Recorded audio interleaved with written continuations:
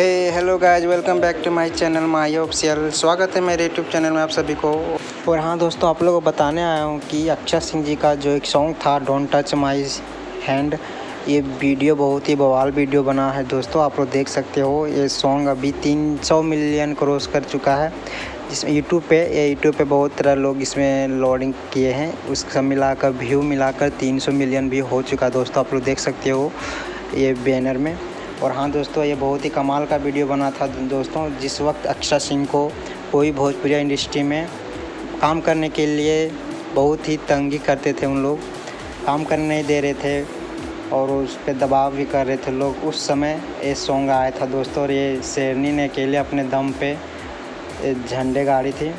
और हाँ दोस्तों, ये बहुत ही बवाल वीडियो है ही, और आप लोग ने ये बहुत प्यार दिया है इस सॉन्ग पे। तो ऐसे ही आप अक्षय सिंह पे प्यार लुटाए देते रहिए और ज़्यादा से ज़्यादा इस सॉन्ग को ज़्यादा सुनिए फिर से। दोस्तों, ये सॉन्ग ग्लोबल म्यूजिक जंक्शन पे आया था और आप लोग जाकर अभी देख भी सकते हो। ये सॉन्ग बहुत ही बवाल वीडियो बनाया, अगर नहीं देखे होंगे तो।